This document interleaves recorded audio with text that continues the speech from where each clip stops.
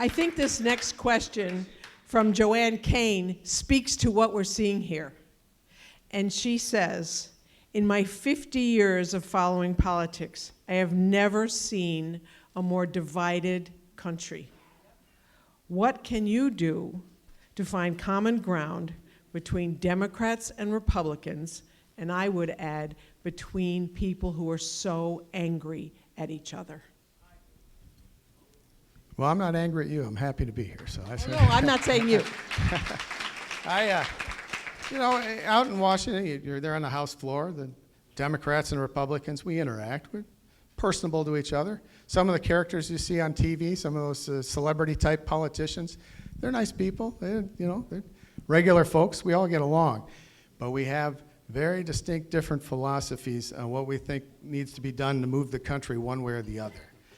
And part of the genius of America is that when you have that divided government, sometimes a lot doesn't get done.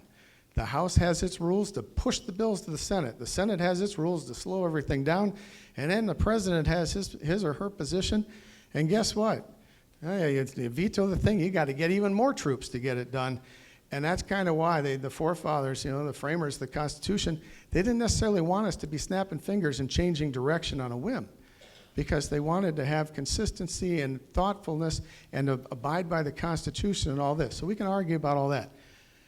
I personally think that there are 4 or 5 or 6 things that we can all agree on right now that we should be doing. Okay, yes, ma'am. As soon as I do this, go ahead.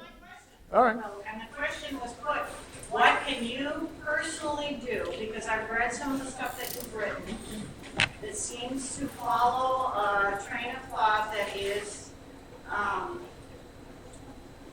discounting people that don't believe the same thing you do. And then that's happening on both sides. But what can you personally do as our representative? This is not top down, this is bottom up. We have elected you as a representative from District 1, and we would like to know how you are going to ameliorate this so that we can feel that all of us are represented in a way that is respectful for all different reasons and all different ways that we see these issues.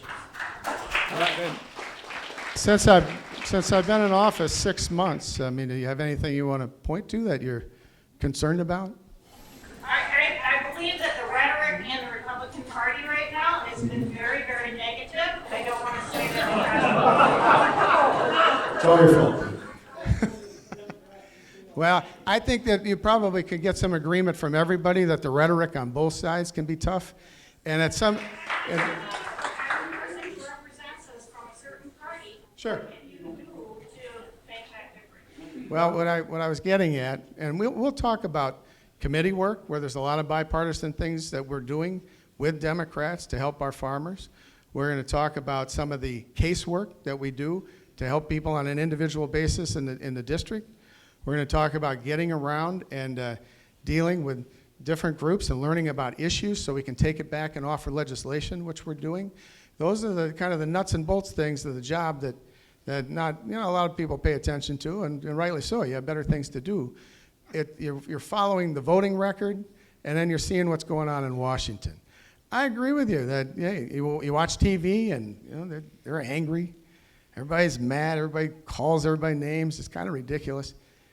What I was getting at is I think there are 5 or 6 things right now where everybody in this 80% of the country would agree that we should make some gains. The Senate people, the House people, the President. The first is on this concept, the bill, the free trade agreement with Mexico and Canada. My goodness. We had NAFTA. It was pretty good. They made it better. Why wouldn't we pass that? It's ridiculous that on a bipartisan basis, we can't bring that up. Everybody says they're for it, concerned that the speaker isn't even going to give us a vote. But that would be a huge economic win for the country. It would be good for laborers. It would be good for agriculture, manufacturers, machinery makers, medical, even here. Great. Can we agree to get that one done? There's one I support. So I was the first elected official in Minnesota to come out for that. We're going to keep fighting for it. We sent a letter to the president and to the speaker saying we like your deal, get it done. Tom Emmer and Pete Stauber signed it with me. We offered it up to all the delegation. None of the Democrats wanted to sign. So that's what we're doing. Second thing we should be agreeing on is a transportation bill. We need infrastructure, whether it's roads and bridges, hey, ports, whatever. We need it all. Let's get it done.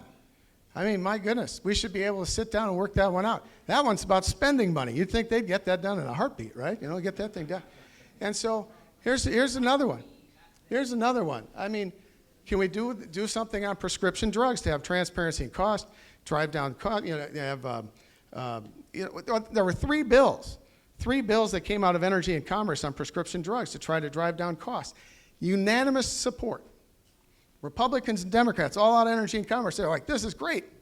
You get to the floor and it's got a bunch of Obama bailout stuff that the Republicans are never going to sign or vote for, that the Senate's never going to pass and the President will never sign because they wanted an issue. I'm like, why don't we just get it done? Let's vote on the stuff we agree on and move on to the other stuff later. Pre-existing conditions. Mr. Walden of Oregon, a friend of mine, Republican happens to be, got a bill. That will lock it down. Nobody ever going to worry again about losing their insurance based upon pre-existing conditions if we pass the Walden bill. It's supported by everybody on both sides, but they'll never bring it up because, like in this race, they want to have a campaign issue. I doubt if we'll see it. I hope we do. I hope they prove me wrong. There's other stuff, but we can do it right now. They could have gotten that stuff. The Violence Against Women Act. That would be the law of the land right now if Speaker Pelosi had brought it up the way the Violence Against Women Act had been for 30 years. But you know what she did? She threw in a bunch of gun control stuff that she knew Republicans were never going to support. The president won't sign and the Senate won't pass. And so now we're sitting around going, how come that's not done? They want to blame the Republicans. No. How about bring up the bill? How about to bring up the bill that'll have 400 votes? The same Violence Against Women Act that expired a year or so ago. Just bring it up. Let's get it done. So I think there are ways, and I'll be really brutally honest with you. It all comes down to whether or not the Democratic Party in the House will do things with the president to give him wins. And if they decide that they don't want to give him wins, we're probably not going to see much of this stuff. And that's the truth. That's where we are.